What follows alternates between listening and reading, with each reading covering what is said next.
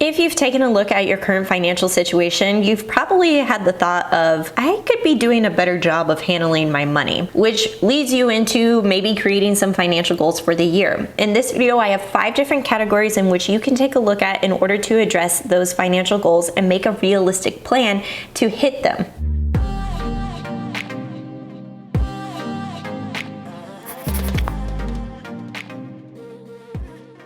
Hey guys, it's Justine with Debt Free Millennials, the channel to help you crush your debt and live payment free. Now, these 5 categories I feel help you come up with a plan that's realistic and also addresses different areas of your finances, because we all know that money touches different aspects of our lives. So these 5 areas include debt, saving, budgeting, investing, and income. All right, let's talk about that first category, debt. We all want to live a debt-free lifestyle and get rid of the debt as fast as possible. There are actually a couple of different tools that can help you address this. First, what you'll want to do is access a free report of your credit history using annualcreditreport.com. This is the only website that is recognized by the federal government that gives you access to the 3 credit reporting bureaus, which includes Experian, Equifax, and TransUnion. You can get copies of all 3 free credit reports on annualcreditreport.com, and this basically gives you an overview of what financial accounts have been opened in your name, what hard and soft credit inquiries have impacted your credit, and then also what names and addresses are associated with your identity. If you have any discrepancies in this credit report, you can actually dispute and file a claim with that credit bureau. It's important to look at every single year just to make sure that there aren't any identity theft or fraudulent activity associated with your name. The next resource that I like to use when it comes to debt is taking a look at the credit score. Now, a credit score is really just a score of how you interact with debt. How much you have of it, the history of your payments, the history of how long you've had the debt, and so that goes into your overall credit score. Then you can use that credit score to apply for more debt. But really, I only like to use a credit score in applying for mortgages, which is a type of debt. Everything else I like to pay for in cash. When I'm talking about the credit score and I'm looking at what that is, there's actually a couple of different score methodologies, but take a look at creditkarma.com, which gives you free reports from TransUnion and Equifax. If you want your credit score from Experian, you'll have to make a free account with Experian.com. Once you get those credit scores, then you can see exactly what those scores are and how you can improve them. Lastly, this is my most favorite tool of all when it comes to addressing debt and creating realistic financial goals to pay off your debt, is using the debt reduction calculator from vertex42.com. It's a free template that you can download either as an Excel file or a Google spreadsheet, and you can go ahead and plug in your debt numbers, plug in the interest rate, the minimum payment, and the total outstanding balance, and you can actually customize your strategies to pay off those debts. It gives you a visual tool to reference, and you can play around with how much extra income you could actually put towards the debt in order to pay off the debt even faster. By the way, I will leave links to the debt reduction calculator from Vertex 42 and how to access your credit report and credit scores listed in the links below. All right, the next category in order to start putting together your financial goals is saving. Now, inside of the savings goal, there's actually 3 different areas that I think about when I'm coming up with savings goals, because it's not enough to say, I want to save more. Well, for what specifically? If you don't have anything specific that you want to save for, then the likelihood of you actually making that happen is very, very little. You have to be motivated by that savings goal in order to start contributing to it. Now, I think about this in 3 different sections. 1, the emergency fund. We absolutely have to have an emergency fund in place in case of emergencies. So when I'm thinking about emergencies, if you're still in debt, you'll need 2 to 3 months of living expenses set aside in a separate high yield savings account. What you'll want to do is take a look at your basic living expenses. What does it cost to keep a roof over your head, lights on, food in the fridge, gas in the car? Add Add up all of that monthly expenses, and that is equal to 1 month of living expenses. Multiply it by 2 or 3, and then that's how much you need in order to have a healthy emergency fund while you're paying off debt. After you pay the debt off, then we're looking at an emergency fund amount of at least 6 months of living expenses or more. So a lot of people range from 6 to 12 months. I'm comfortable with 6 months, and that's what I've seen from other experts reading in personal finance books. That's the safe amount to have in case you were to lose your job, a medical emergency, you have major car repairs, your phone gets tossed on a rocket ship in outer space, and you have no access to any of your contacts anymore. I don't know what that emergency could look like for you, but you'll definitely want to have money set aside for that so that you keep from putting those expenses on a credit card. Next subcategory of the savings goal would be short-term goals. Short-term goals for me include things like vacations, Christmas, or maybe you want to purchase a piece of furniture for your new home. These are short-term goals that typically take less than a year to save up for. The other category of that would be long-term savings goals. So we're looking at things that could take us multiple years to save up for. I have been saving for a down payment for over 5 years. This is definitely a long-term savings goal.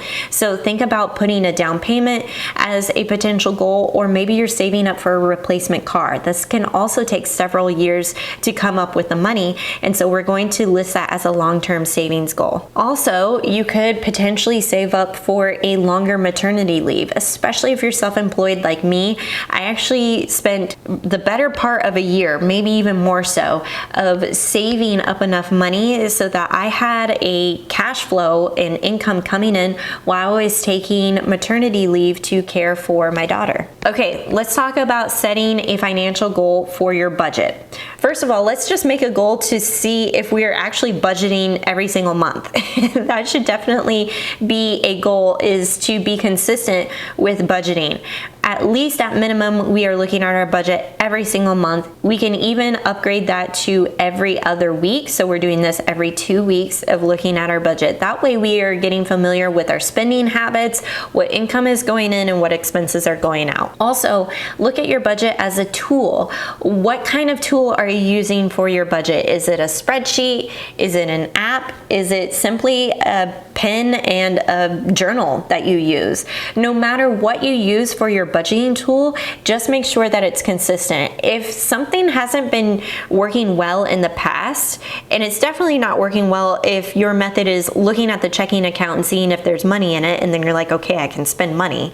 That's definitely not working because we're not actually looking at what you're spending money on and how much in the month.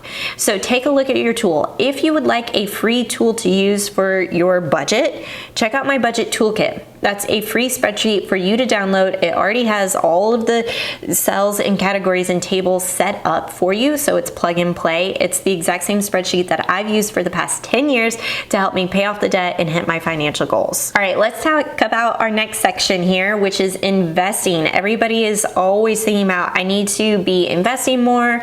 I need to invest more money for retirement. Let me tell you about this incredible book called The Simple Path to Wealth by J.L. Collins. In this book, J.L. Collins actually tells you in what order and priority to start maxing out your investing accounts.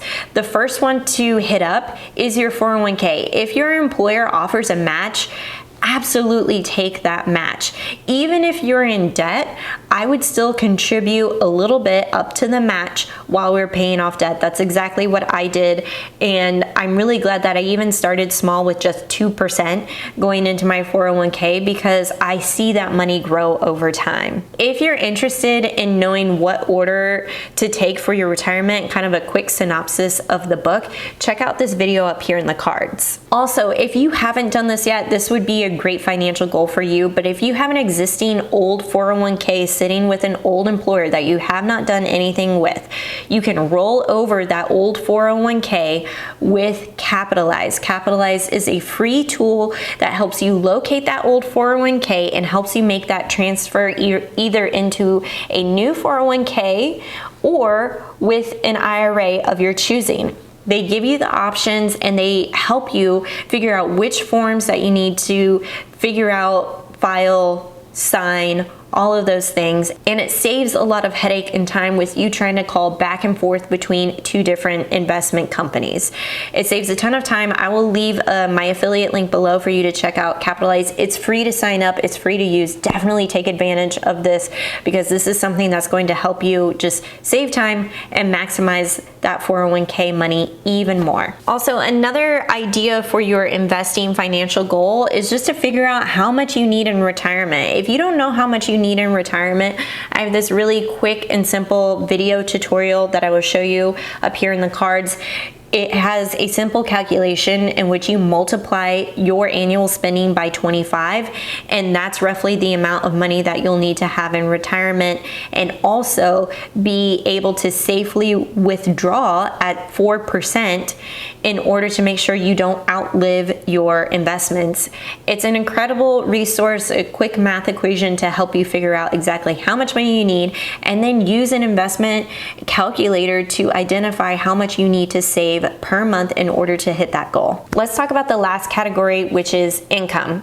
Now, when I'm thinking about income, a lot of people feel trapped because they're like, well, I can't change my salary unless I ask for a promotion, which isn't gonna happen. I think that we have choice when it comes to our income because we can choose to pivot our careers. We can choose to be bold and ask for raises that we deserve. And so maybe take a look as a financial goal, take a look at, are you being paid to your potential? Get curious about whether or not there is another company or another position that best suits your skill set and that you can get paid even more money for. My husband actually did this exercise last year and said, you know, I have a really great skill set. I think I could be paid even more. And he was able to increase his salary by 20% just by getting curious about new opportunities. Now, if you're like job change or promotion and bonuses are kind of outside of your control, don't forget that you can also pick up any side hustles or freelancing gigs throughout the year. If you've been curious to explore a hobby and get paid for it, or maybe you want to get back into something that you used to enjoy doing, like graphic design, these are easy skill sets that you can absolutely freelance on the side and get paid money for. Or think about side hustle income opportunities such as Rover and using the pet sitting app, selling things on Facebook Marketplace. It really doesn't have to take a lot of time or effort in order to see some extra money come in throughout the month. Don't forget, if you want to use that resource to roll over your existing old 401k, check out Capitalize. I think that's a wonderful resource. I will leave a link below for you to check out. And then also, let's think about your financial goals in those 5 categories. We talked about debt, saving, budget, investing, and income. If you can create a financial goal out of one or multiple categories, I think multiple categories would really help focus your money throughout the year. Then write it down. Tell me in the comments below what you came up with for your financial goals. Give this video a big thumbs up, and I will catch you in the next one.